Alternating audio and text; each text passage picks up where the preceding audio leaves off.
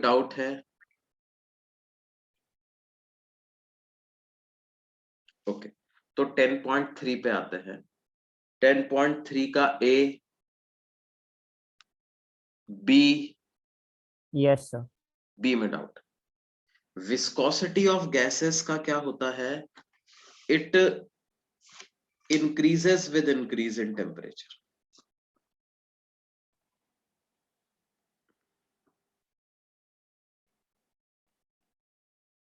Viscosity of gases increases with increase in temperature.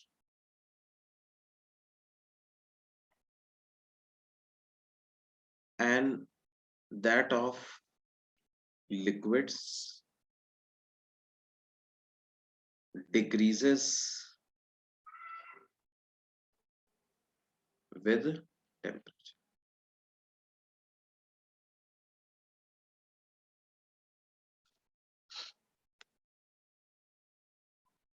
क्यों होता है बेटे ऐसा? देखो, दोनों में विस्कोसिटी आने का रीजन अलग अलग है। गैसेस के अंदर विस्कोसिटी क्यों आती है बच्चों? गैसेस के अंदर विस्कोसिटी इस वजह से आती है, क्यों? Because of their random motion. वो इंटरमोलिकुलर फोर्स की वजह से विस्कोसिटी नहीं आती है गैसेस के अंदर। इंटरमोलिकुलर फोर्सेस तो गैसेस में वैसे ही वीक लगते हैं, है ना? तो गैसेस के अंदर विस्कोसिटी का रीजन क्या है बेटे? Their random motion. Because of their random motion, वो क्या होता है, किसी भी ऑब्जेक्ट को जब तुम गैसेस में मूव कराओगे तो वो टकराते रहेंगे मॉलिक्यूल्स उस पर, तो उसको क्या होगा, फ्रीली आगे जाने से रोकेंगे, वेलोसिटी के अपोजिट डायरेक्शन में फोर्स लगाएंगे। अब जैसे जैसे टेम्परेचर बढ़ता है, रैंडम मोशन की स्पीड बढ़ जाती है ना, आरएमएस स्पीड, एवरेज स्पीड, ये सब बढ़ जाती है, ये देखा है हमने। Yes sir. Yes sir. तो क्या होता है, वो फ्री मोशन को और ज्यादा अपोजिशन ऑफर करेंगे। लिक्विड्स के केस में विस्कोसिटी का कारण क्या होता है? गैसेस के केस में विस्कोसिटी का कारण होता है बेटे, सर गैसेस में रैंडम मोशन कॉज होता है, लिक्विड्स में वो कोहेसिव इंटरमोलिकुलर फोर्सेस, है ना? Intermolecular Yes, sir. फोर्सेस उसका कारण होता है। तो जैसे जैसे टेम्परेचर बढ़ता है, इंटरमोलिकुलर फोर्सेस वीक हो जाते हैं, तो इसलिए विस्कोसिटी भी वीक हो जाती है। Yes, sir. ओके, अब 10.3 का सी, Yes, sir. डाउट है? Yes, sir. C. For solids with elastic modulus of rigidity, the shearing force is proportional to। तो देखो, सॉलिड्स के केस में क्या होता है बेटे, ईटा को क्या लिखते हैं, F tangential by area divided by delta L by L. तो जो टेंजेंशियल फोर्स है वो किसके प्रोपोर्शनल आ गया, ईटा ए डेल्टा एल बाई एल के प्रोपोर्शनल आ गया।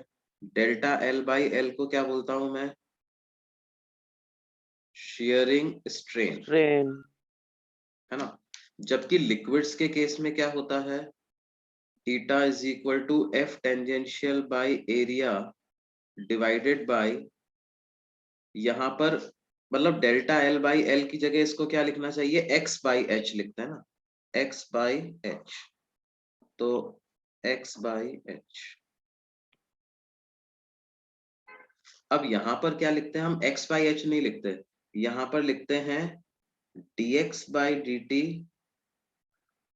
डिवाइडेड बाई वो थिकनेस वगैरह, या सिंपली इसको हम लिखते हैं कितना, dv बाई dx। Yes, क्या लिखते sir. हैं, f tangential dV by by area dt. Divided by dv by dx। तो f टेंजेंशियल कितना आ जाता है, एटा ए dv बाई dx। अब ये जो क्वांटिटी होती है ना, ये शेयरिंग स्ट्रेन नहीं होता, ये होता है rate of increase of sharing strain. मतलब यहाँ पे सॉलिड्स के केस में तो आप क्या लिखते हो, स्ट्रेन में कितना एक लेयर का दूसरे लेयर के रेस्पेक्ट में डिस्प्लेसमेंट हुआ डिवाइडेड बाय उन दोनों लेयर के बीच की distance.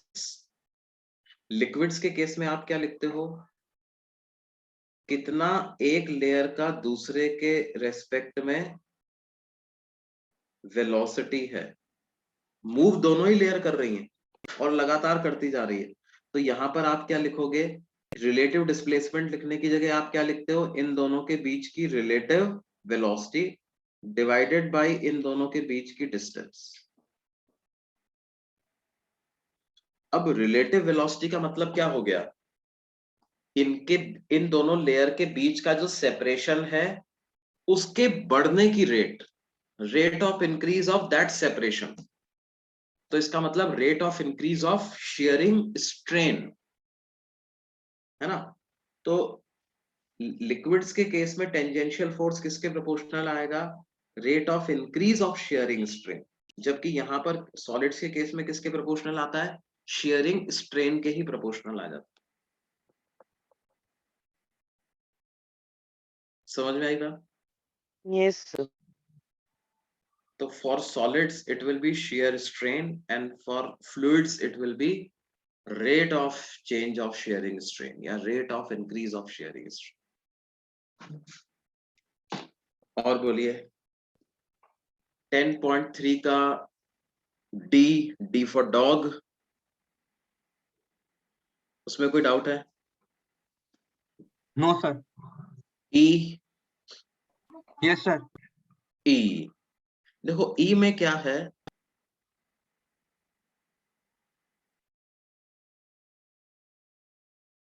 for the model of plane in a wind tunnel turbulence occurs at a speed for turbulence for an actual, है ना। ये बोल रहे हैं कि जब अपन जैसे जब एक एरोप्लेन को की डिजाइन बनाते हैं तो उसको क्या है, उसके डिजाइन का जो मॉडल होता है उसको विंड टनल के अंदर रखते हैं बच्चों, है ना।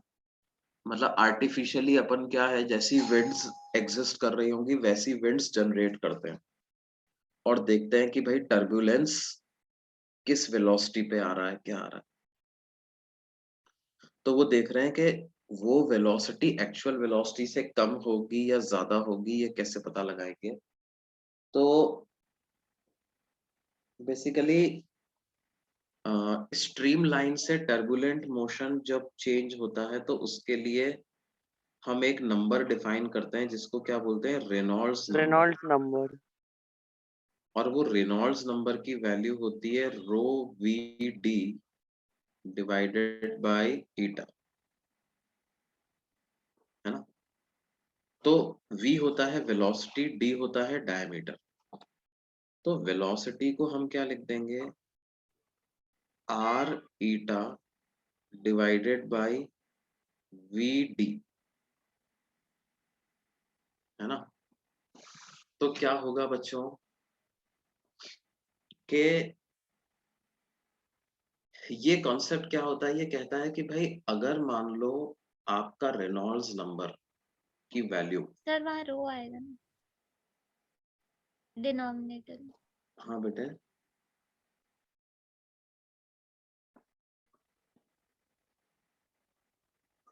सर आपने वीडी लिखा है, रोडी रोडी डिनोमिनेटर में आपने वीडी लिखा है। रोडी है।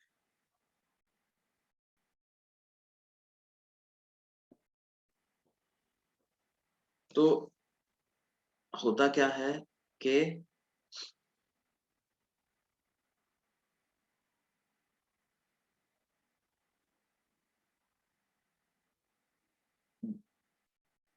मतलब कॉन्सेप्ट क्या है कि if Reynolds number is less than 2000 sir तब स्ट्रीमलाइन होता है तो। तो स्ट्रीमलाइन फ्लो होता है, और अगर रेनॉल्ड्स नंबर 3000 से बड़ा हो जाए तो टर्बुलेंट टर्बुलेंट। होता है। और 2000 से 3000 के बीच में क्या होता है, वो कोई ट्रांजिशन वाला स्टेट होता है ना, फ्रॉम स्ट्रीमलाइन टू टर्बुलेंट होता है। Transition from streamline to turbulent. तो मतलब 3000 के ऊपर तो डेफिनेटली टर्बुलेंट। तो अगर मान लो लिक्विड किसी डी डायमीटर में फ्लो कर रहा है तो क्या होगा बेटे? उनके कहने का मतलब है कि आपको अगर लिक्विड की ट्यूब की डायमीटर पता है, उसकी वेलोसिटी पता है, डेंसिटी पता है, कोएफिशिएंट ऑफ विस्कोसिटी पता है, तो इनके बेसिस पर आप एक नंबर कैलकुलेट कर लो, रो वी डी बाई ईटा, उसको नाम दे दिया रेनॉल्ड्स नंबर। ये रेनॉल्ड नंबर अगर 2000 से छोटा होता है, वेलोसिटी ऐसी है, डायमीटर ऐसी है कि रेनॉल्ड नंबर 2000 से छोटा आ रहा है, तो आप निश्चिंत हो जाओ, आपका फ्लो स्ट्रीमलाइन ही होगा। अगर ये नंबर 3000 से बड़ा आता है तो आप समझ जाओ कि फ्लो कैसा होगा, टर्बुलेंट हो गया, है ना।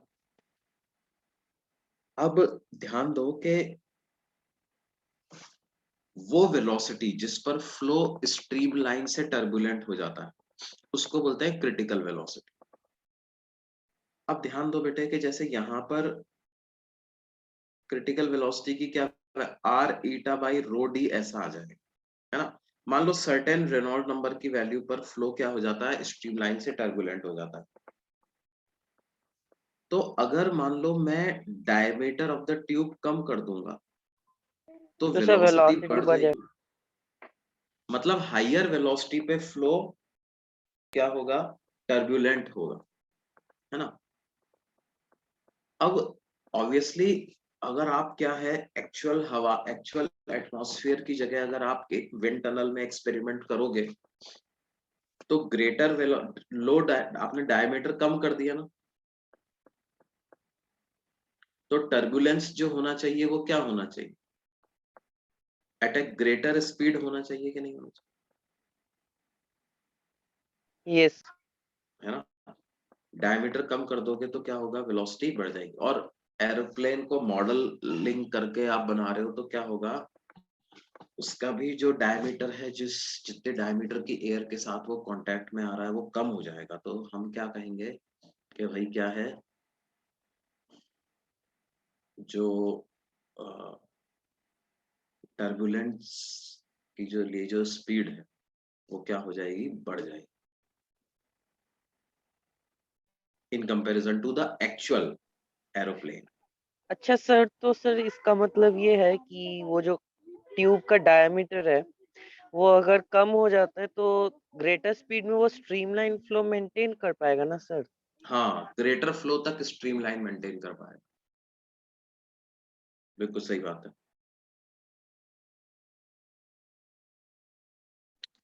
सर एक डाउट है इस वाले क्वेश्चन में एक और। हाँ बेटे। सर जो हम विंड टनल में होगा वो तो सर कंट्रोल्ड एनवायरनमेंट होगा, वो हमारे ऊपर डिपेंड होगा कि फ्लो टर्बुलेंट है या स्ट्रीमलाइन। बट सर जब वो मतलब एक्चुअल में बाहर हम एनवायरनमेंट में यूज करेंगे प्लेन को, तब तो सर किसी भी मतलब किसी मोमेंट पे चेंज हो सकता है ना। हाँ बिल्कुल बिल्कुल।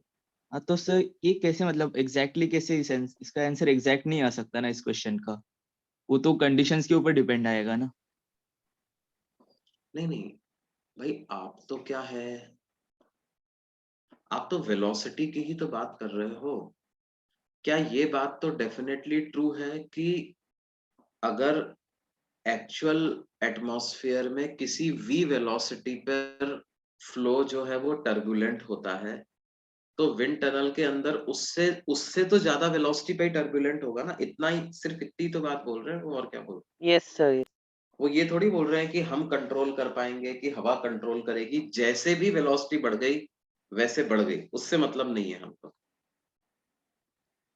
क्या मैं ये तो बोल ओके सकता सर। हूँ कि वहां पर अगर एक्चुअल एटमॉस्फेयर में किसी एक्स वेलोसिटी पर फ्लो टर्बुलेंट होता है तो विंड टनल के अंदर उससे ज्यादा ही वेलोसिटी पे टर्बुलेंट होगा, इतनी बात बोल रहे हैं बस, यस सर। है ना।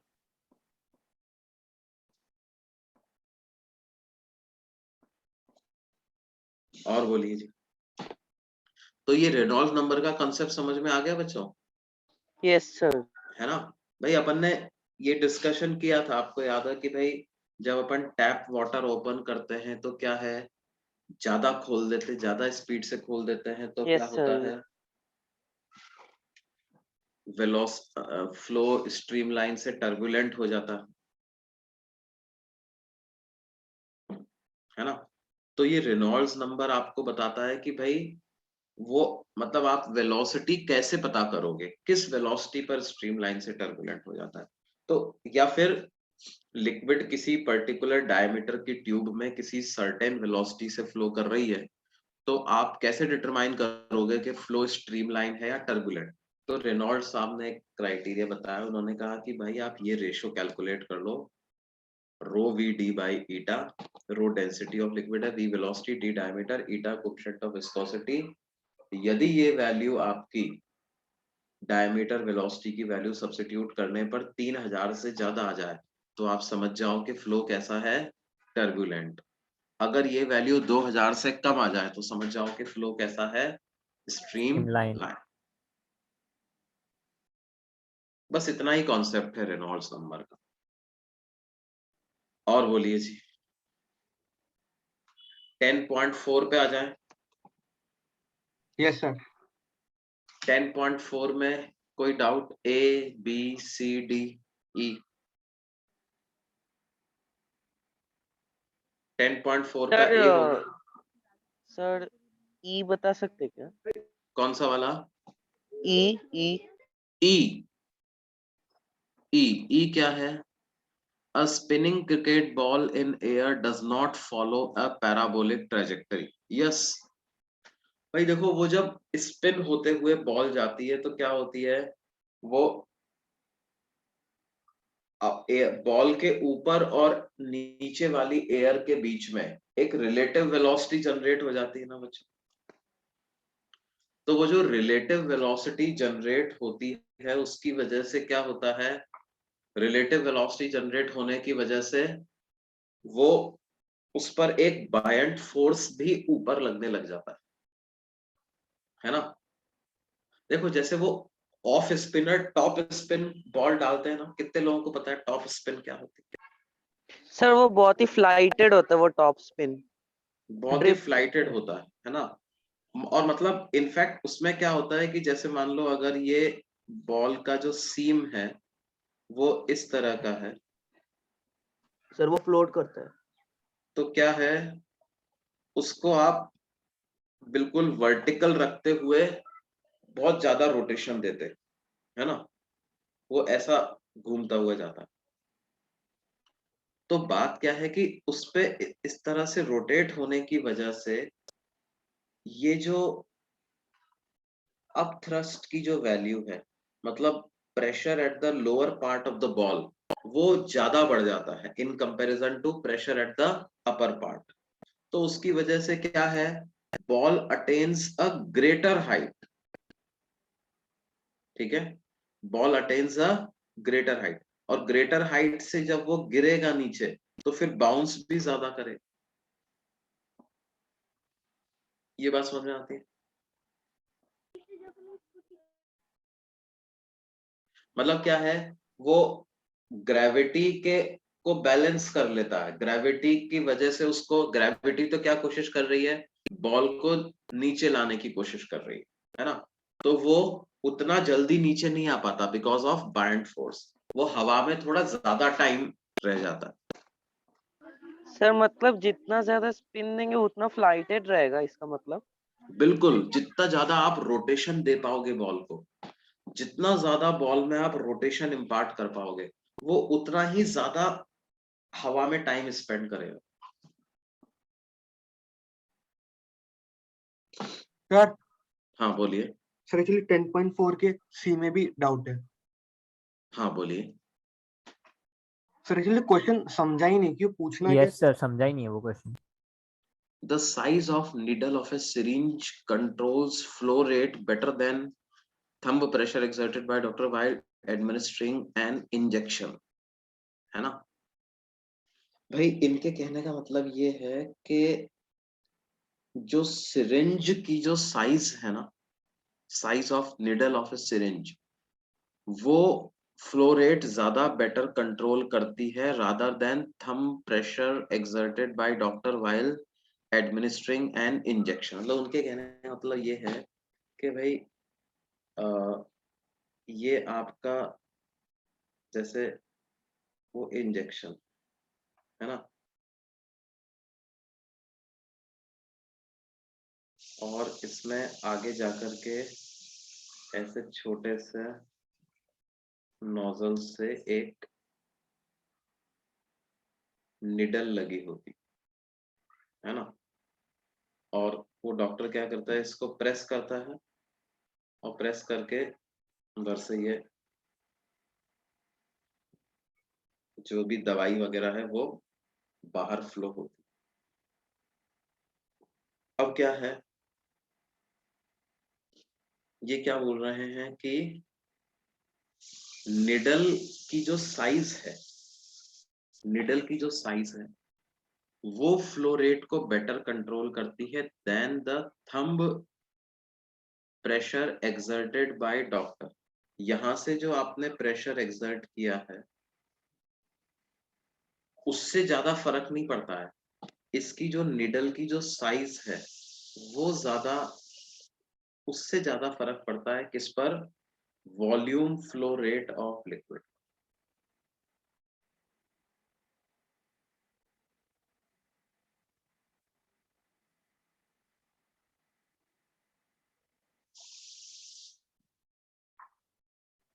Volume flow rate of liquid पर उससे ज्यादा फर्क पड़ता है।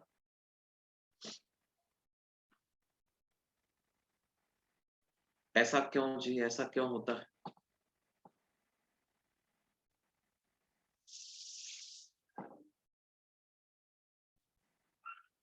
भाई देखो, सिंपल सी बात है कि अगर वो निडल का एरिया छोटा रहेगा तो A1 V1 equal to A2 V2 के हिसाब से क्या वेलोसिटी का जो फ्लो है वो उधर ऑटोमेटिकली ज्यादा हो जाएगा ना भाई? Yes sir, yes sir. Sir hydraulic lift की तरह। हाइड्रोलिक लिफ्ट की तरह आप उसको बोल सकते हो, है ना, कि इधर एरिया ज्यादा है उधर एरिया कम है, तो क्या है,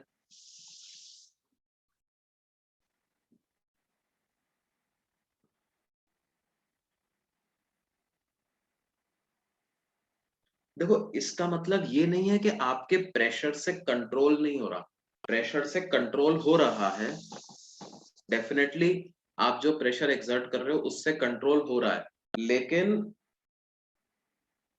वो उतना डिसाइडिंग फैक्टर नहीं है। ज्यादा बड़ा डिसाइडिंग फैक्टर क्या है, निडल की साइज ज्यादा बड़ा डिसाइडिंग फैक्टर।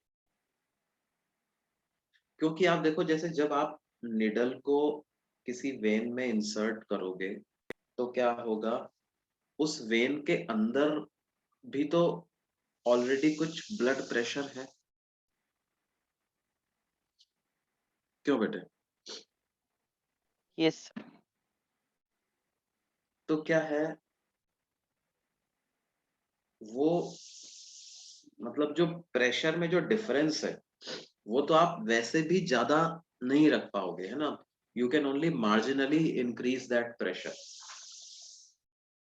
हाँ, अगर आप क्या है निडल की साइज कम कर दोगे तो क्या होगा, वो फ्लो रेट जो है वो ज्यादा हो पाएगा। निडल की साइज ज्यादा रहेगी तो फ्लो रेट उसका कम हो पाएगा, ये बात, उससे ज्यादा बेटर कंट्रोल हो जाएगा। इनके कहने का मतलब ये, rather than pressure better control is achieved by the size of the needle.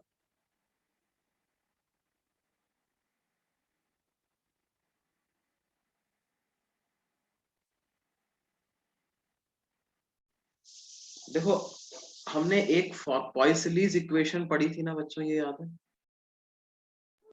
क्या सर? पॉइसलीज इक्वेशन, पाई पी आर की पावर 4 अपॉन ए थीटा एल।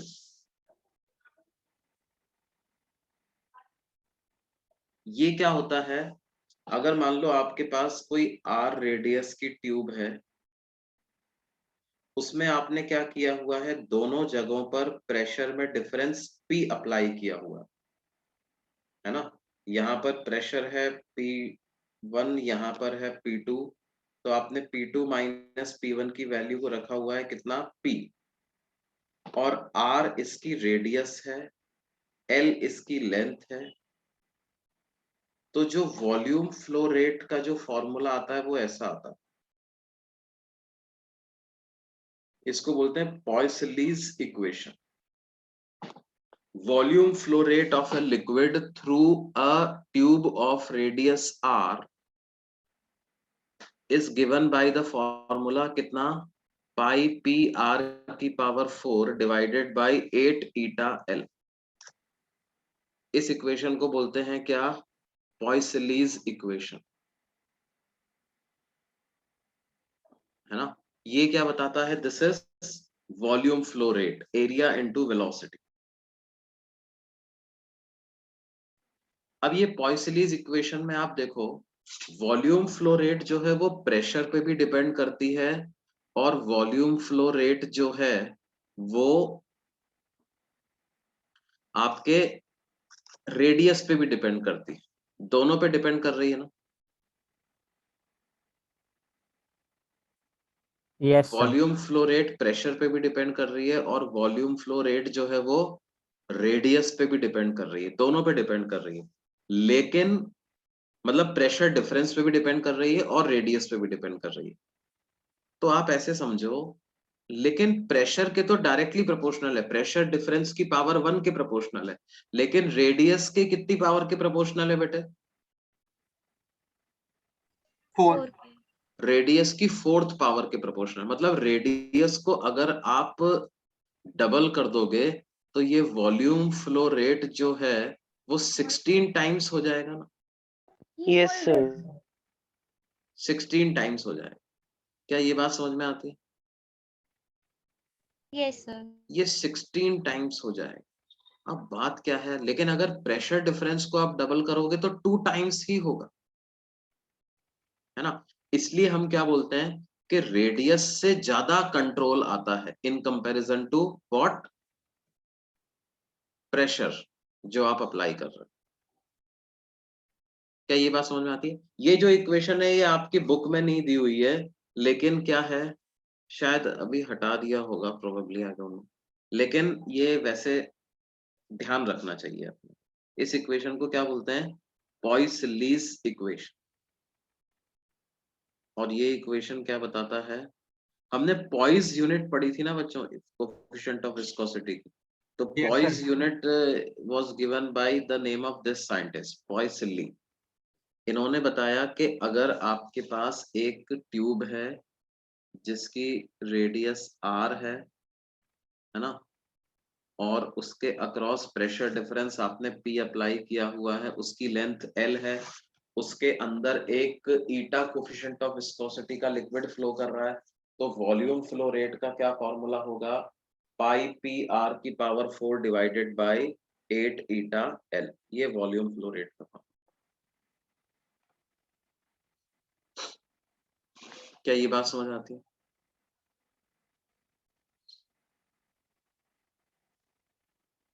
यस। ओके तो अब इसमें अगले क्वेश्चन पे आते हैं। 10.4 हो गया बच्चों, 10.4 में और तो कोई डाउट नहीं बचा। No sir. ओके और बोलिए फिर 10.5। No sir. No sir. 10.6,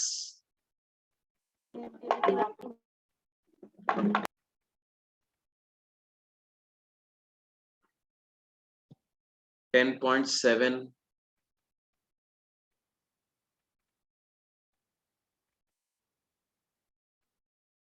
10.8, 10.9,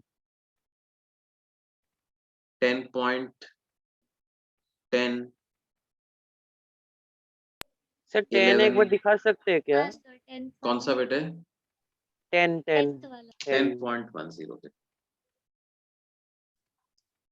क्या बोल रहे हैं भाई उसमें, उसमें बोल रहे हैं कि इन द प्रीवियस प्रॉब्लम में 15 centimetre water and spirit each are further poured into the respective arms of the tube. What is the difference in levels of mercury in the two arms? 10.9 देखना पड़े। U tube contains water and methylated spirit separated by mercury। ठीक है, मतलब एक हमने पहले क्या किया, नीचे तो पूरा ट्यूब में भर दिया क्या, मरकरी, और उनके ऊपर एक तरफ मैंने डाल दिया वाटर, एक तरफ डाल दिया क्या, स्पिरिट, है ना। और are the mercury columns in the two arms are in level with 10 centimeter of water in one arm and 12.5 centimeter spirit in the other, है ना। तो जैसे ये मरकरी हमने डाल दिया मान लो, तो ये बोल रहे हैं कि एक में मेरे को कितना डालना पड़ रहा है, 10 सेंटीमीटर पानी डालना पड़ रहा है, और दूसरे में मेरे को क्या डालना पड़ रहा है जी, 12.5 सेंटीमीटर 12.5 सेंटीमीटर ऑफ स्पिरिट डालना पड़ रहा है, ठीक है। What is the specific gravity of spirit? तो बेसिकली हमें कुछ नहीं करना, इन दोनों पॉइंट्स पर प्रेशर इक्वेट कर देना था, तो उससे हमारा आंसर आ जाता, density of water into G into 10 centimeter is equal to density of spirit into G into 12.5। तो density of spirit upon density of water की क्या वैल्यू आ जाती, 10 डिवाइडेड बाय 12.5, तो 100 बाय 125 ऐसा आ जाएगा। तो क्या ये वैल्यू 0.8 आ जाएगी क्या? Yes sir. Yes sir. Density of spirit upon density of water की क्या वैल्यू आ जाएगी बेटे, 0.8 आ जाएगी। ये तो हो गया आपका 10.9। अब 10.10 में क्या बोल रहे हैं, 15 centimetre and water and spirit each are further poured into the respective arms of the tube. What is the difference in levels of mercury in the two arms? हमने क्या किया, 15 सेंटीमीटर पानी डाल दिया और 15 सेंटीमीटर ही स्पिरिट भी डाल दिया, ठीक है। तो पानी हो गया 25 सेंटीमीटर और स्पिरिट हो गया कितना, 27.5 सेंटीमीटर। ये ऐसा हो गया। तो देखिए आपको डिफरेंस इन दोनों में इन दोनों का रेशो कितना चाहिए था हमको, क्या अब वो रेशो चेंज हो गया है ना। तो अपन ऐसा मान लेते हैं कि इसकी वजह से क्या है, पानी वाले साइड पर मान लेते हैं कि मरकरी ज्यादा नीचे चला गया, है ना। हो सकता है उल्टा हो, देख लेंगे जो भी होगा। तो देखिए क्या है,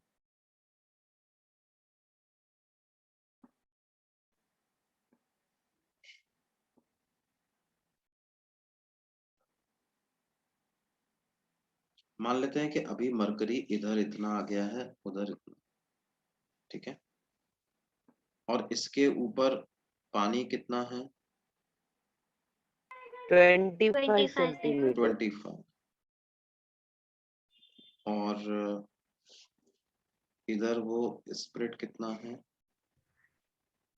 27.5 27 अब देखो ये पूरा मरकरी है, तो इधर से मैं उधर तक जाऊंगा तो प्रेशर सेम रहेगा, यस सर। हाँ है ना। सर।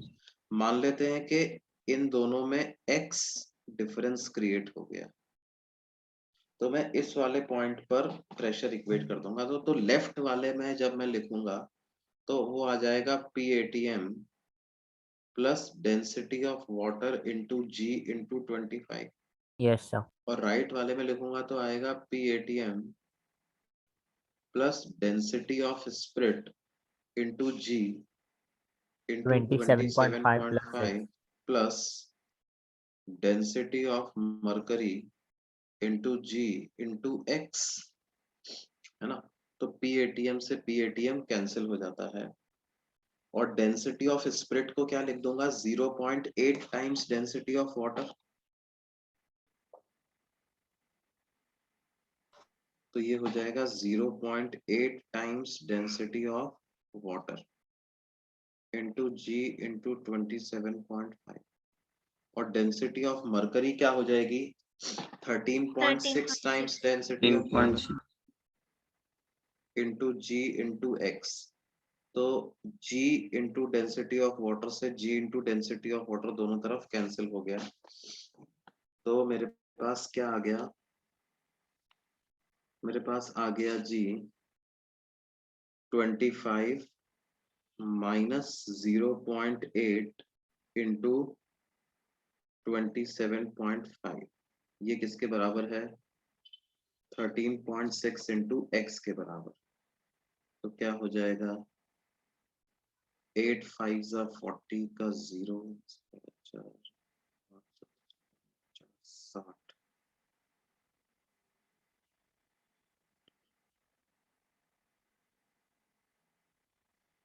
22 20। तो x की क्या वैल्यू आ जाएगी बेटे, 25 minus 22 is 3, 3 divided upon by 13.6. 3 by 13.6। ऐसा आ जाएगा क्या, Yes, sir.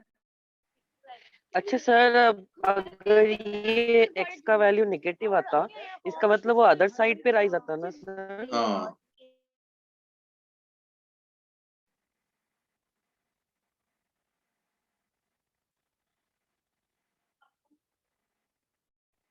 ये ऐसा कुछ आ जाएगा,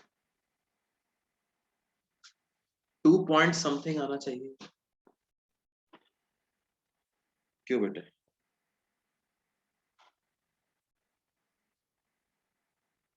सब 0.2 no? 0.22 हाँ सर 0.2 आना चाहिए। 0.22 सेंट। Yes sir. और बोलिए जी।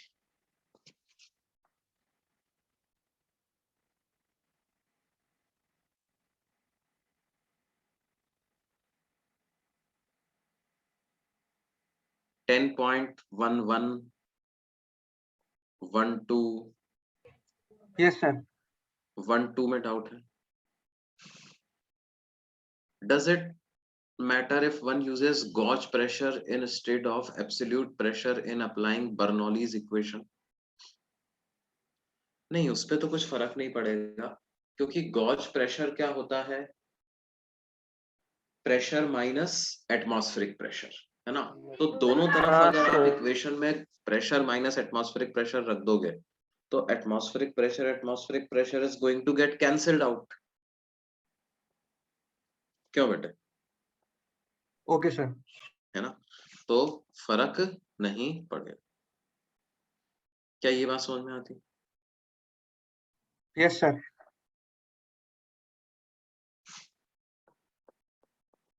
हाँ, मतलब ऐसा नहीं होना चाहिए कि क्या हो, आप जिन दो पॉइंट्स के बीच में बर्नौलीज इक्वेशन लगा रहे हो, उन दो पॉइंट पर एटमॉस्फेरिक प्रेशर ही बहुत अलग अलग हो गया। जैसे मान लो कोई आपकी पाइपलाइन है और आपने क्या किया, मान लो कि आपने वहां पर बद्रीनाथ केदारनाथ से पाइपलाइन आपने बिछाई और ला करके मान लो क्या है,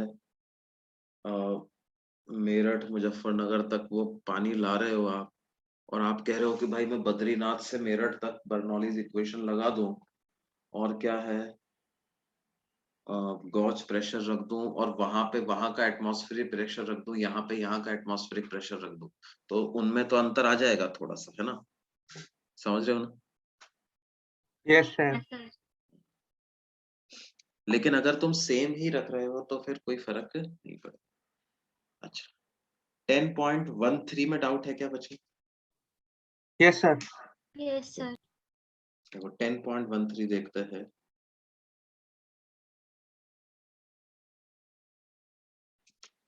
Glycerine flows steadily through a horizontal tube of length 1.5 meter and radius 1 centimeter. Length of tube दिया हुआ है 1.5 meter, radius दी हुई है कितनी, 1 centimeter. If the amount of glycerine collected per second at one end is, मतलब volume flow rate, area into velocity की value आपको दी हुई है, इनफैक्ट मास फ्लो रेट दिया हुआ है, तो डेंसिटी से और मल्टीप्लाई कर दो इसको, तो कितना दिया हुआ है, 4 × 10⁻³ -3 किलोग्राम पर सेकेंड की ये रेट दी हुई। What is the pressure difference between two ends of the tube? अच्छा ये वही पॉइसलीज इक्वेशन वाला क्वेश्चन है बेटा, प्रेशर डिफरेंस पूछ रहे हैं हमसे, और डेंसिटी ऑफ ग्लिसरीन आपको दी हुई है कितनी, 1.3 इंटू 10⁻³ ठीक है, और विस्कोसिटी दिया हुआ है कितना, 0.83 पास्कल सेकेंड। तो ये तो ऐसा यूनिट में ही दे दिया है सब कुछ इन्होंने, बस रेडियस वगैरह। तो क्या होता है वॉल्यूम फ्लो रेट की क्या इक्वेशन होती है बेटे, एरिया इनटू वेलोसिटी का फॉर्मूला होता है पाई पी आर की power 4 divided by 8 eta L, ऐसा होता है ना। दोनों ये क्या होता है वॉल्यूम पर यूनिट सेकंड, तो इसको डेंसिटी से मल्टीप्लाई कर देंगे तो मास पर यूनिट सेकंड आ जाएगा ना। तो दोनों तरफ मैंने क्या किया, डेंसिटी से मल्टीप्लाई कर दिया। अब रो ए वी की वैल्यू हमको दी हुई है, क्या दी हुई है, 4 इंटू 10 की power -3 equal to pi. P क्या होता है, प्रेशर डिफरेंस ही होता है ना। तो यही मुझे कैलकुलेट करना है।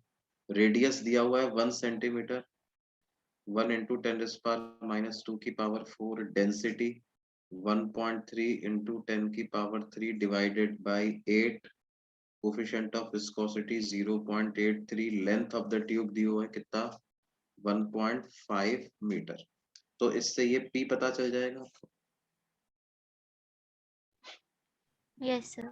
अभी कर लोगे? Yes sir. ओके, और बोलिए जी। 10.14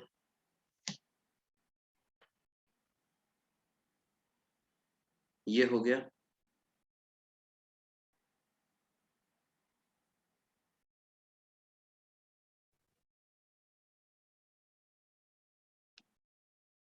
टेन पॉइंट 15 16 10.14 में डाउट है कुछ। 10.14 क्या है, in a test experiment on a model aeroplane in wind tunnel, the flow speeds on the upper and lower surfaces of the wings are itna and itna. What is the lift on the wing if its area is itna?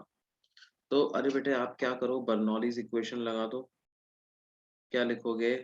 Sir हाँ sir वो height difference between the lower and upper surfaces of wing को negligible मान सकते। हाँ यार, एक एक wing की कितनी थिकनेस होती है यार, तो उसकी तो हाइट डिफरेंस नेग्लिजिबल ही है ना।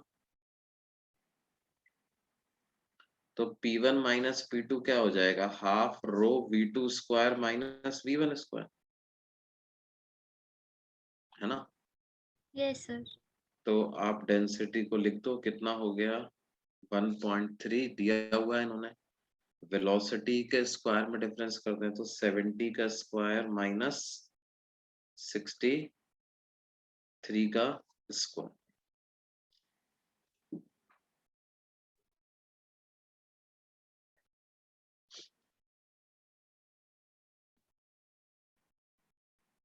तो इसको आप ऐसा लिख सकते हो, सर 113 इंटू 7 ऐसे लिख सकते हैं। या एक और 63 को आप लिख लो 70 इंटू 0.9, ओके सर। है ना। तो क्या है 70 का स्क्वायर बाहर आ जाएगा, मतलब आई डोंट नो क्या उससे थोड़ा आसान पड़ेगा क्या, और इधर बच जाएगा 1 माइनस 0.81।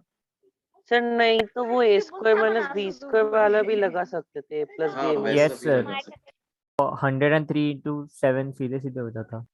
हाँ सर। हाँ वैसा भी कर लेते हैं, उससे भी। तो एक तो बार ये P1 माइनस P2 आ 790 जाएगा, बना। फिर फोर्स निकालना है तो P1 minus P2 into area कर दो, तो उससे क्या है फोर्स आ जाएगा। क्यों भाई,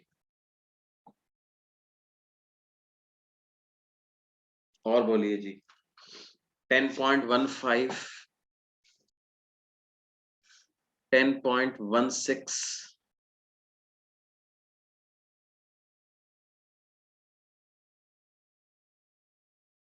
10.17. Yes, sir. 17.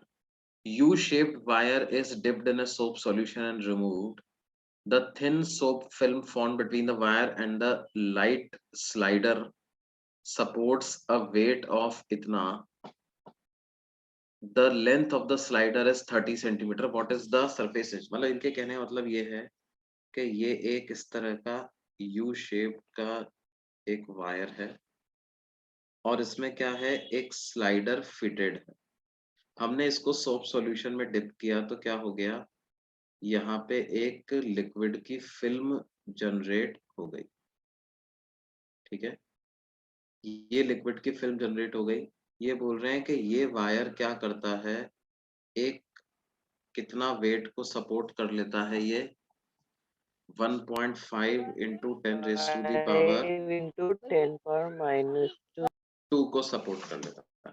तो ये कैसे सपोर्ट कर रहा है भाई, यहाँ पे सरफेस टेंशन का फोर्स लग रहा है इस पर ऐसे ऊपर की तरफ, Yes, sir. है ना. और वो फोर्स देखो क्या है, फ्रॉम द फ्रंट साइड भी लग रहा है, फ्रॉम द बैक साइड भी लग रहा है. डबल लेयर्ड है मतलब. हाँ, वो डबल लेयर ऑटोमेटिकली होगा ही ना, आप हवा में रखा हुआ है तो इसके फ्रंट साइड पे भी एयर है और बैक साइड पे भी तो एयर होगा ही ना. तो क्या हो जाएगा, if surface tension is S तो सरफेस टेंशन का फोर्स हो जाएगा 2SL. और इसको किसके इक्वेट कर दो आप, W के इक्वेट कर दो. तो क्या पूछा है इसमें, सरफेस टेंशन वो पता चल जाएगी, W by 2L. What is W? W is 1.5 into 10 की power -2 divided by 2L. L कितना आ जाएगा जी, L आ जाएगा 30 सेंटीमीटर. 30 सेंटीमीटर मतलब 0.3 मीटर. तो यहां से कैलकुलेट कर लोगे आप. Yes, sir. ये 10.15 नहीं है, ये कौन सा है, 10.1 कौन सा है, 7. 7. और बोलिए जी.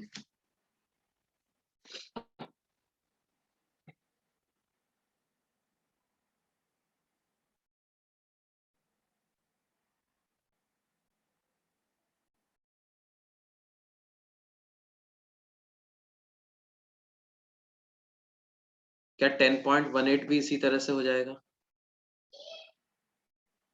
Yes. तीनों का आंसर बराबर ही आएगा इसमें, है ना.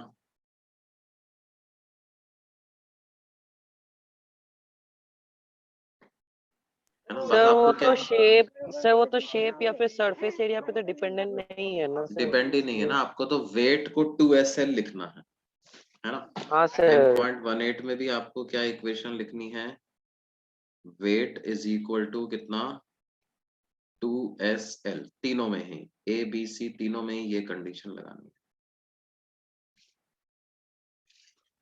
और बोलिए जी. 10.19 हो गया,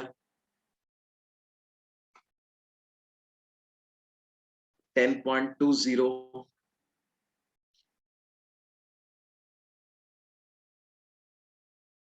10.21,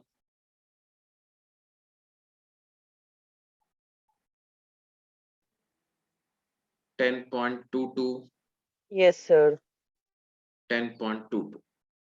तो 10.22 में क्या दिया हुआ है बेटे, a manometer reads the pressure of gas in an enclosure as 10.25.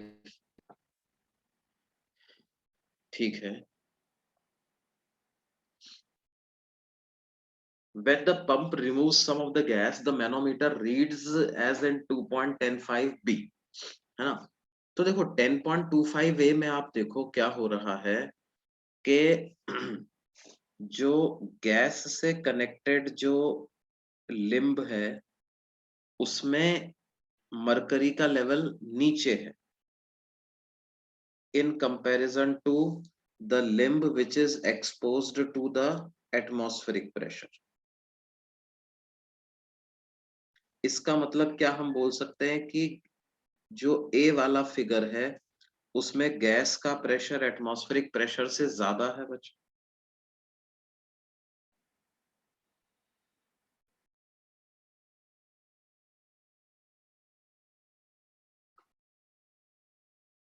यहाँ पे क्या हो रहा है, ऐसा, ये डिफरेंस 20 सेंटीमीटर का। बोलिए जी, इन दोनों पॉइंट्स पे प्रेशर बराबर होना चाहिए ना, इधर और इधर। Yes sir. अब यहाँ पर तो प्रेशर कितना है, प्रेशर ऑफ गैस, यहाँ पर प्रेशर कितना है, P atmospheric plus density of mercury into G into 20। तो ये दोनों को बराबर करेंगे तो हमें क्या पता चल जाएगा, pressure of gas is equal to atmospheric pressure plus density of mercury into G into 20, ऐसा है यस सर। ना। तो गॉज प्रेशर कितना हो गया, pressure of gas minus atmospheric pressure को ही गॉज प्रेशर बोल सकते हैं। तो ये Yes. Density of mercury into G into 20 centimetre के बराबर हो गया बच्चों, हाँ सर। है ना। अब बात क्या है, सेकंड वाले डायग्राम को देखो अगर आप, तो उसमें क्या हो रहा है, हमने पंप से गैस निकाला, पंप से गैस निकाल दिया तो गैस का प्रेशर कम होगा। अब उनके मुताबिक ये बोल रहे हैं कि डायग्राम कैसा बन जाता है जी, अब कुछ ऐसा बन जाता है।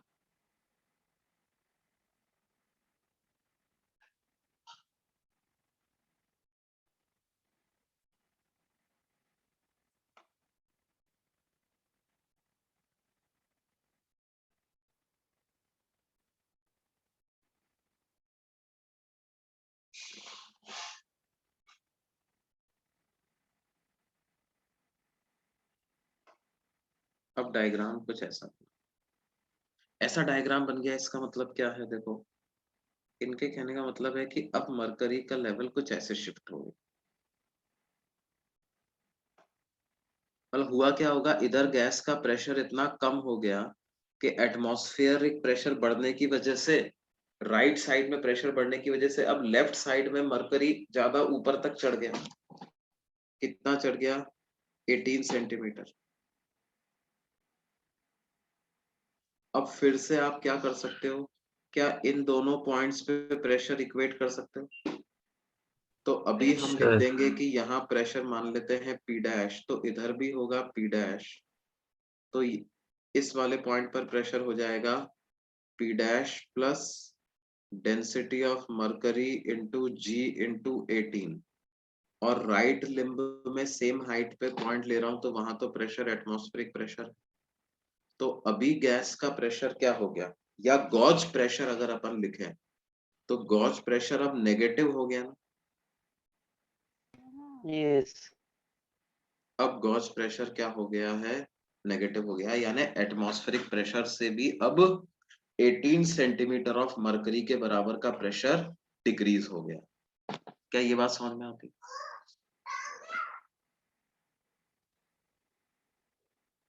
बोलिए जी।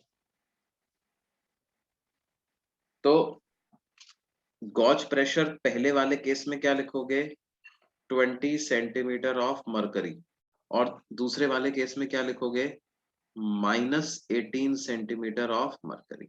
या एब्सोल्यूट प्रेशर की बात करें तो एटमॉस्फेरिक प्रेशर 76 सेंटीमीटर होता है, तो प्रेशर ऑफ गैस क्या हो जाएगा, 76 प्लस 20 मतलब 96 सेंटीमीटर ऑफ मरकरी। और सेकंड वाले केस की अगर बात करेंगे तो कितना हो जाएगा, 76 में से 18 सब्ट्रैक्ट कर दो तो कितना हो जाएगा जी, 58 सेंटीमीटर ऑफ मरकरी हो जाएगा। Yes sir. क्या ये बात समझ में आती है। अब इसका बी पार्ट, और बी पार्ट में क्या बोल रहे हैं साहब, बी पार्ट में ये बोल रहे हैं कि how would the levels change in case B if 13.6 centimeter of water immiscible with the mercury are poured into the right limb of the manometer, neglect the small change in the volume। Levels किस प्रकार से change हो जाएंगे अगर 13.6 centimetre 13.6 centimetre पानी मैंने right limb में add कर दिया। तो देखो पानी ऐड कर दोगे तो पानी का वजन और आ जाएगा उसमें, तो पानी का वजन और आ जाएगा तो उस तरफ मरकरी और ज्यादा राइज कर जाना चाहिए ना लेफ्ट साइड में। Yes sir.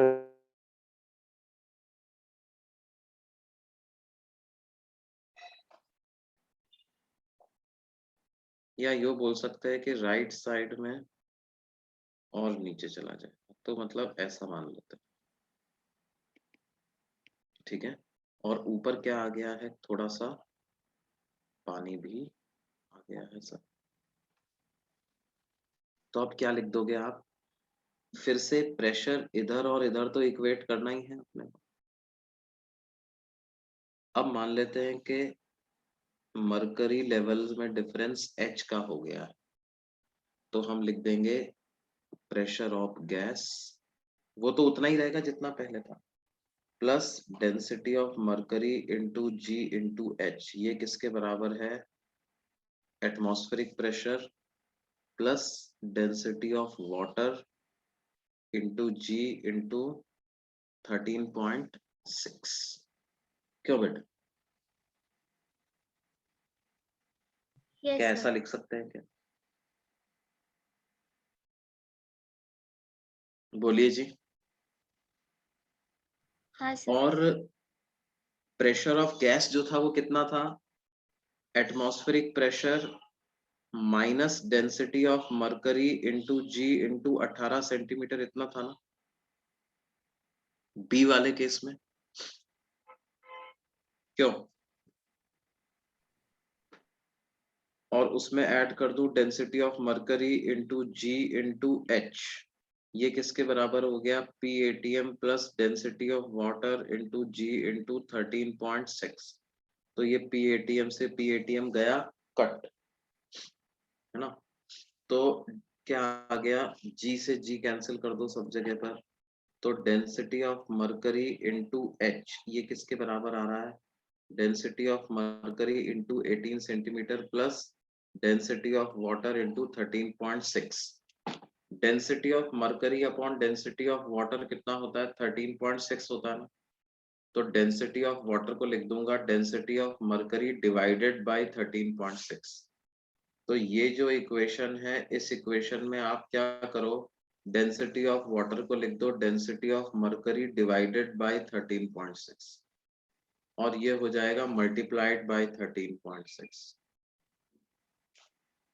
तो क्या है, डेंसिटी ऑफ मरकरी से डेंसिटी ऑफ मरकरी कैंसिल हो गया, तो H की क्या वैल्यू आ जाएगी बेटे, H की 19. वैल्यू हो जाएगी 18 प्लस 1, मतलब 19. कितना, 19 सेंटीमीटर। 90। अब डिफरेंस 18 सेंटीमीटर से बढ़कर के कितना हो जाएगा, 19 सेंटीमीटर को। क्या ये बात समझ में आती है, Yes, sir.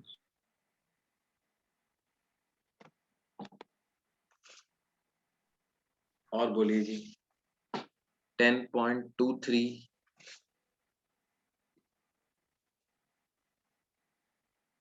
सर 10.2 मतलब सर इसका मतलब 13.6 सेंटीमीटर पानी और 1 सेंटीमीटर मर्क्यूरी डालने में सेम प्रेशर डिफरेंस बराबर, आएगा। बिल्कुल बिल्कुल बिल्कुल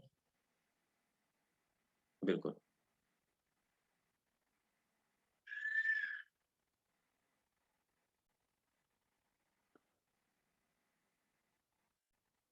जो काम 1 सेंटीमीटर मरकरी कर देगा वो काम 13.6 सेंटीमीटर वाटर करे।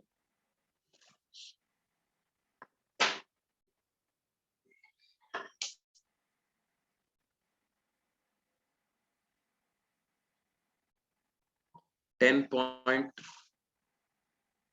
23 24 यस सर. 24 क्या है, during blood transfusion the needle is inserted in a vein where the gauge pressure is itna, at what height must the blood container be placed so that the blood may just enter the vein, use the density of whole blood from table 10.1। तो देखो बेटे बात क्या है कि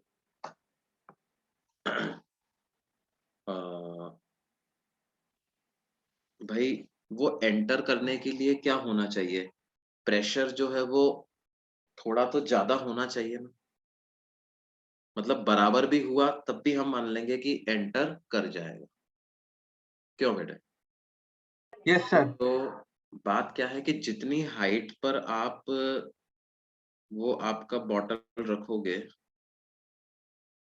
तो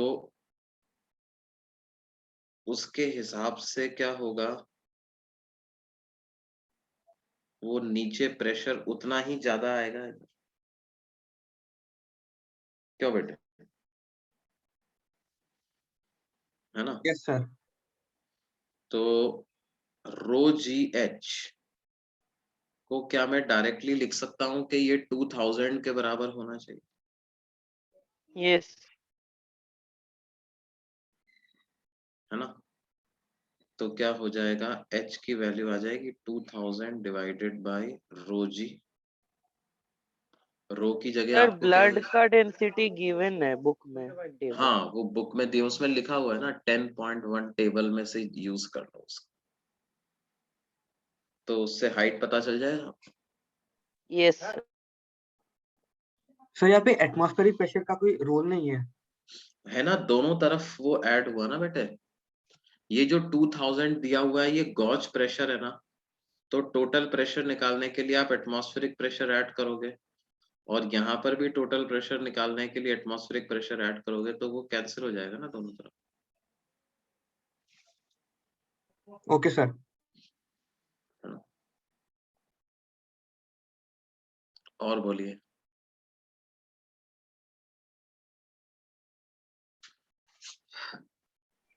10.21 बता सकते हो?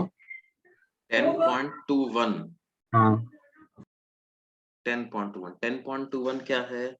A tank with a square base of area इतना is divided by vertical partition in the middle.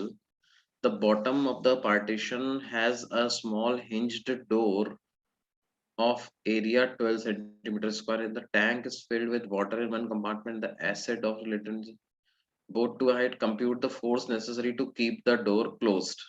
तो बेटे प्रेशर डिफरेंस इनटू एरिया से मल्टीप्लाई कर दो ना। भाई क्या है, जो एसिड है उसकी डेंसिटी ज्यादा है और पानी की डेंसिटी कम है, दोनों को सेम हाइट तक आपने फिल किया हुआ है, तो क्या होगा, एसिड जो डोर है नीचे, वो डोर में एसिड की तरफ से प्रेशर ज्यादा लगेगा और पानी की तरफ से प्रेशर कम लगेगा, तो वो डोर ऐसा पानी की तरफ चला जाएगा ना, तो आपको जो एक्स्ट्रा फोर्स है वो लगा के रखना पड़ेगा ताकि वो डोर बंद रहे। तो आपको क्या करना होगा बेटे, जो फोर्स लगाना पड़ेगा वो कितना लगाना पड़ेगा, pressure difference into area. Pressure difference कैसे लिखेंगे, जैसे एसिड की तरफ का प्रेशर लिख देंगे PATM plus density of acid into G into H, और पानी की तरफ का प्रेशर लिख देंगे PATM plus density of water into G into H, और इस पूरे को मल्टीप्लाई कर दोगे एरिया से, तो PATM से PATM कैंसिल हो गया, density of air minus density of water into G into H, और इसको मल्टीप्लाई कर दो किससे, एरिया से, क्यों? Sir rho acid is equal to 1.7। हाँ तो लिख दो ना यार, वैल्यू तो तुम सब्स्टिट्यूट करो ना बेटे। Yes sir yes. और बोलो। अच्छा सर इसमें बेस एरिया का कोई रोल नहीं है ना? बेस एरिया का कोई रोल नहीं,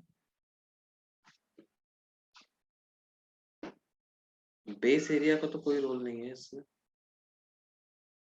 वही सर एक्चुअली उसमें बेस एरिया दिया था ना सर 1 मीटर स्क्वायर, हाँ तो इससे भाई वही ऐसे पूछ रहा थोड़ी था। है, जैसे मान लो मैं तुम्हें एक क्वेश्चन पूछूं कि भाई एक वेसल है, उसमें इमिसिबल लिक्विड भरा हुआ है, और एक की डेंसिटी है रिलेटिव डेंसिटी 1.2, दूसरे की रिलेटिव डेंसिटी है 1.5, और आप मुझे बताओ कि ताजमहल कहाँ पे है, तो इसका क्या आंसर है? सर कोई रिलेशन ही नहीं इन दोनों के कोई बीच। रिलेशन ही नहीं, ताजमहल तो आगरा में है। तो इसका मतलब ये थोड़ी कि क्वेश्चन में जो इंफॉर्मेशन दी हुई है वो सबका ही यूज करना है, नहीं, जिसकी जरूरत है उतना यूज करो। Yes sir. और बोलो।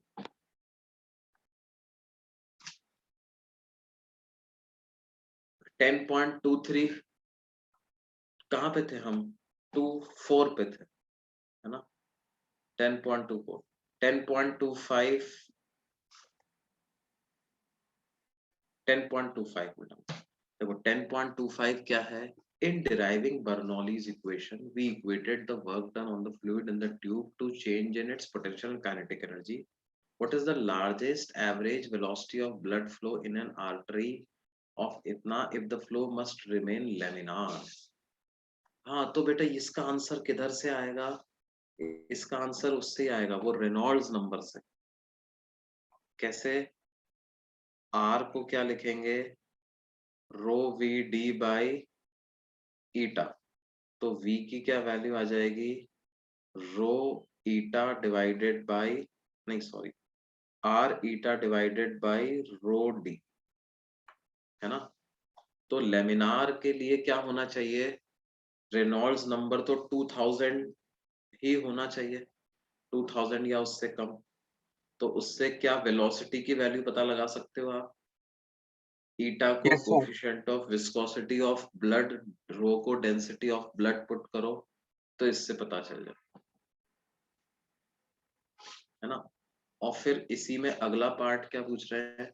Do the dissipative forces become more important as the fluid velocity increases? Discuss qualitatively. हाँ ये बात बिल्कुल सही है कि भाई जैसे जैसे ब्लड फ्लो की वेलोसिटी बढ़ेगी या किसी भी लिक्विड की वेलोसिटी बढ़ेगी तो क्या होगा? क्योंकि जो विस्कस फोर्सेस होते हैं वो वेलोसिटी के ही प्रोपोर्शनल होते हैं ना। हम जब बर्नौलीज इक्वेशन लगाते हैं तो हम विस्कस फोर्स वगैरह का वर्क कैलकुलेट करते हैं क्या बच्चों? हम तो सिर्फ प्रेशर का वर्क डन लेते हैं। हम ये मान लेते हैं कि नॉन विस्कस लिक्विड है, जो कि कुछ हद तक अजम्पशन सही भी होता है क्योंकि लो वेलोसिटीज पे विस्कस फोर्स वैसे भी ज्यादा नहीं लगता है। लेकिन हाँ ऑफ कोर्स हाई वेलोसिटी की अगर बात करोगे तो फिर विस्कस फोर्स का वर्क यानी डिसिपेटिव फोर्सेस का वर्क भी इंपॉर्टेंट हो जाएगा। क्या ये बात समझ में आती है बच्चों? तो फिर आपको क्या बर्नौलीज इक्वेशन में मॉडिफिकेशन करने की जरूरत पड़ेगी, है ना? बर्नौलीज इक्वेशन एक तरीके से क्या है, काफी आइडियल केस में लगाई गई इक्वेशन। लेकिन जैसे ही आप वो उसमें मॉडिफिकेशन करने जाओगे, विस्कोसिटी को अकाउंट में लेने जाओगे तो क्या है, चीजें थोड़ी सी और उसमें कॉम्प्लेक्सिटी ऐड हो जाएगी। तो उसको हम वो बाद में जब लोग क्या है सिविल इंजीनियरिंग पढ़ते हैं या मैकेनिकल इंजीनियरिंग पढ़ते हैं तो उसमें ये सारी चीजें आती।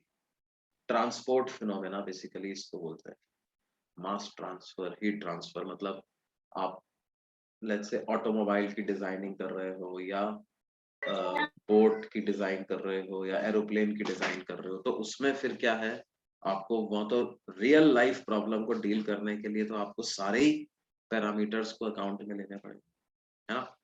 अपने आप लोगों का सीनियर ये एक बच्चा है, मेरा स्टूडेंट है, कार्तिक, कार्तिक कालिदास। तो वो उसका अच्छा उसका कितना रैंक आया था? आई थिंक 606 या ऐसा कुछ रैंक आया था उसका जेईई में। वो आईआईटी बॉम्बे से पढ़ के अभी वो यही मैकेनिकल इंजीनियरिंग का कुछ हायर कोर्स कर रहा है, मास्टर्स या पीएचडी जैसा कुछ कर रहा है। वहां पे वो ऑटोमोबाइल डिजाइनिंग का ही काम कर रहा है, उसका मैकेनिकल इंजीनियरिंग में ही ज्यादा इंटरेस्ट। तो क्या है, मतलब it takes obviously some more amount of study to finally be able to become an engineer, जो कि क्या है automobile high speed automobile design में और एयरक्राफ्ट बोट सबमरीन डिजाइन में कंट्रीब्यूट करे। तो लेकिन क्या है, जैसे अभी जो अपन आपको पढ़ा रहे हैं वो ये है कि अभी तक जितनी मैथ्स हमको आती है उस हिसाब से आप मतलब चीजों को एक फील आ जाए आपको कि हाँ भाई ऐसे हैंडल करते हैं, प्रेशर डिफरेंस ऐसे निकालते हैं, आइडियल सिचुएशन हुई तो ऐसा करते हैं, फिर नॉन आइडियल हुई तो फिर और क्या क्या कॉम्प्लेक्सिटी ऐड हो जाएंगी, वो फिर आगे जाते जाते आप सीखो। समझ में आई बच्चों बात क्या बोलना चाह रहा हूँ मैं? Yes sir. तो ये हो गया हमारा 10 पॉइंट क्या हो गया 25 10.26 ये कैल्क हो जाएगा बच्चों अभी। Yes sir. Again based on Reynolds number ही बेस्ड 10.27 ये वही बर्नौलीज इक्वेशन वाला है, P1 minus P2 is equal to half rho V2 square minus V1 square, और एक बार सर P1 वो माइनस सर वो हाँ बोलो वेलोसिटी डिफरेंस की वजह से वो जो प्रेशर डिफरेंस है उसके हाँ वजह से जो लिफ्ट हो रहा है that is equal to mg वैसे दैट कर इज इक्वल टू ये करना है, बिल्कुल सही है।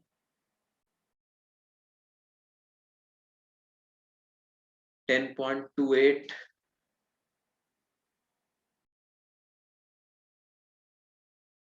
ये टर्मिनल वेलोसिटी का क्वेश्चन है ना बच्चों, यस टर्मिनल वेलोसिटी का सीधा सीधा क्वेश्चन है, और इसमें तो हमको क्या करना है, बायंट फोर्स को नेग्लेक्ट ही करना है, तो सीधे आपको जो मीडियम का डेंसिटी है उसको 0 ले लो। बायंट फोर्स नेग्लेक्ट करने का मतलब क्या है, in the expression of terminal velocity you substitute density of medium as close to 0। क्या पढ़ा था हमने टर्मिनल वेलोसिटी का expression, density of object minus density of medium into R square into G divided by 9 eta.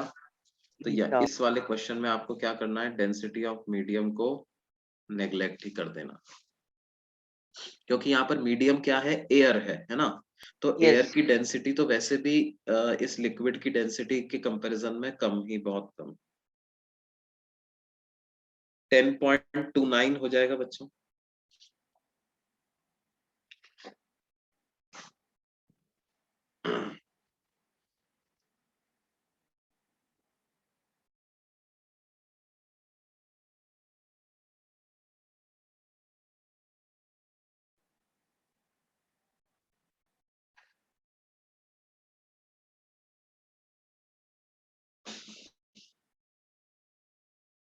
Ten point two nine, देखो 10.29 में क्या है बेटे, देखो कांटेक्ट एंगल आपको ऑब्ट्यूज दिया हुआ है कि नहीं, यस सर थीटा कितना दिया हुआ है 140 डिग्री। अब देखो हमारे पास जो फॉर्मूला होता है वो क्या होता है, कितनी हाइट राइज करता है कैपिलरी में liquid, 2s cos theta by rho G R, इतनी हाइट राइज करता है, yes Yes, sir. liquid rises up to this height in a capillary tube। अब अगर थीटा ऑब्ट्यूज हो गया तो cos थीटा की वैल्यू तो नेगेटिव आ जाएगी, यस तो cos थीटा नेगेटिव हो गया, इसका मतलब हाइट नेगेटिव आ गई, हाइट नेगेटिव आ गई, इसका मतलब क्या है, वो राइज करने की जगह डिप डिप करेगा हो जाए, है ना, मतलब कि ऐसा हो जाएगा जैसे आपने ये कैपिलरी ट्यूब इंसर्ट करी और ये आपका बाहर एटमॉस्फेरिक प्रेशर पे लिक्विड का लेवल है, तो ट्यूब के अंदर वो ऐसा हो जाए, राइज करने की जगह क्या हो जाएगा, वो डिप कर जाए, तो H की जो नेगेटिव वैल्यू आ रही है उसकी एब्सोल्यूट वैल्यू आप ले लोगे तो क्या पता चल जाएगा कितना नीचे चला गया। ये बात समझ में आती है जी? Yes Yes, sir.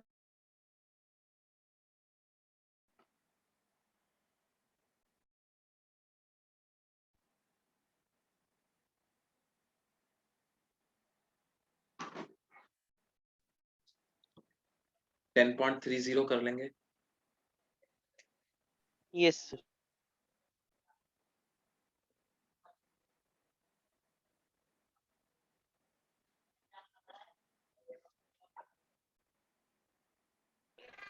सर दोनों में वो कैपिलरी राइज ही ढूंढना है और फिर उनका दोनों में डिफरेंस कैपिलरी निकालना राइज है। ढूंढना है और कैपिलरी राइज करके आपको क्या बस दोनों में डिफरेंस पता लगाना है।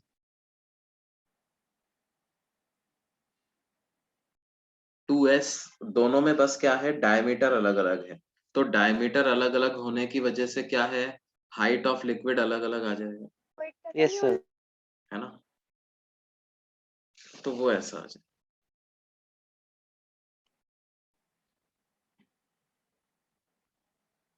क्या ये बात समझ में आती है बेटे?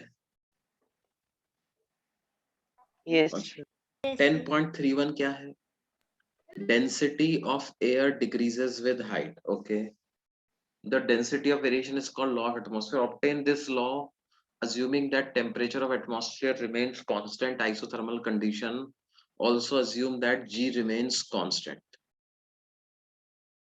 है ना। तो देखो ये कैसे निकालेंगे बच्चों, मान लो कि आप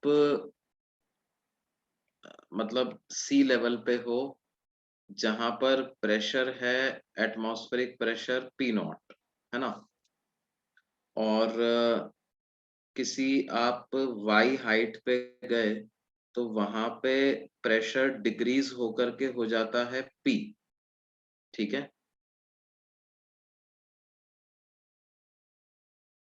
तो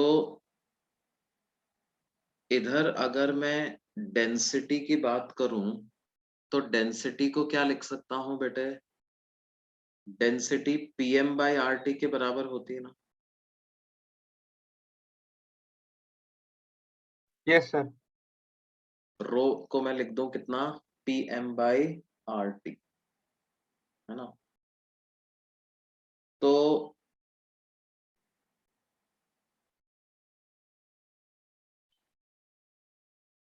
अब हम क्या करें, देखो इन दोनों इक्वेशंस को y के रेस्पेक्ट में डिफरेंशिएट कर देता हूं, तो मेरे को क्या मिल जाएगा, क्या मैं ऐसा लिख सकता हूं क्या बच्चों, D rho by D Y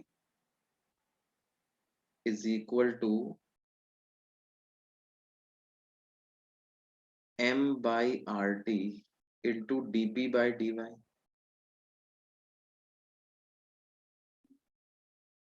है ना। और प्रेशर में कितना चेंज आ जाएगा बच्चों, अगर मैं डी वाई हाइट ऊपर जाता हूं तो प्रेशर डिक्रीज हो जाएगा ना, कितना डिक्रीज हो यस जाएगा, तो क्या उसको minus rho G D Y ऐसा लिख सकता हूँ। अगर वहां पर डेंसिटी रो है और मैं डी वाई हाइट ऊपर गया तो डी वाई हाइट के लिए तो डेंसिटी कांस्टेंट मान लेते हैं, तो ये रो जी डी वाई ऐसा हो जाएगा, और इधर भी लिखा हुआ है डी वाई, तो डी वाई को डी वाई से कैंसिल कर दे, तो हमारे यस पास क्या वैल्यू आ गई बेटे, डी रो बाई रो, ये जो रो लिखा हुआ है इसको मैं एलएचएस में ले जाता हूँ और डी वाई को आरएचएस में ले जाता हूँ, तो ये मेरे पास हो जाएगा minus M G by R T into D Y, ये ऐसा आ जाएगा, है ना। और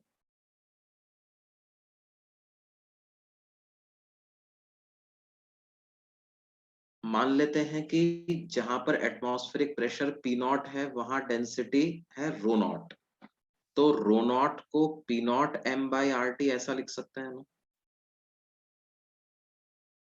इसका मतलब m बाई आर टी की वैल्यू आप rho nought by P nought substitute कर सकते हो, Yes, sir.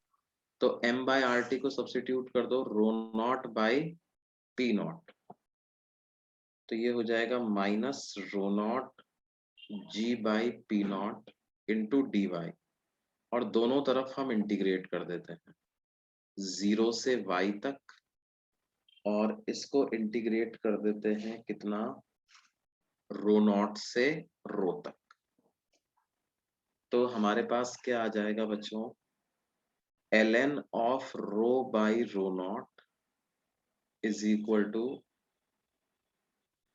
minus rho not ji Y by P naught, ये ऐसा आ जाएगा।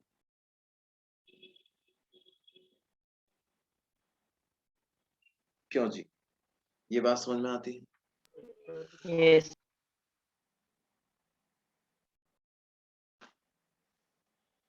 तो यहां से रो की वैल्यू पता चल जाएगी आप, rho is equal to rho nought, दोनों तरफ एंटी लॉग ले लें तो e raise to the power minus rho not ji Y by P, ये ऐसी बात।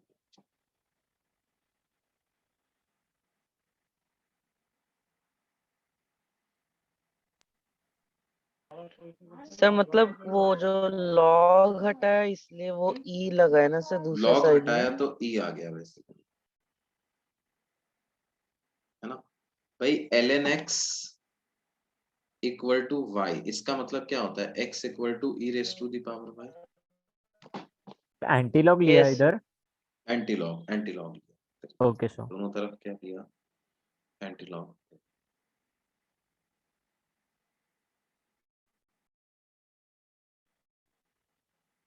है ना, तो ये वाई नॉट जो कौन, मतलब ये वाली जो टर्म है ना, इसको इन्होंने वाई नॉट नाम दे दिया।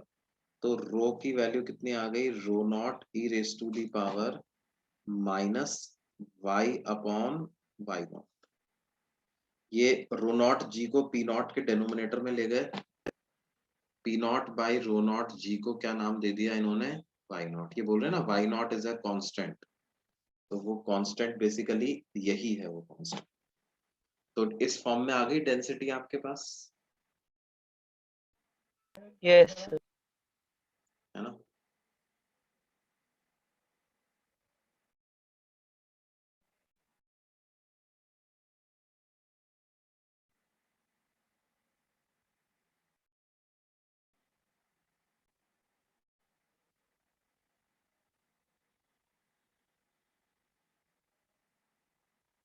इसका मतलब क्या हो रहा है, जैसे जैसे ऊपर जा रहे हो तो एयर की डेंसिटी डिक्रीज होती जा रही।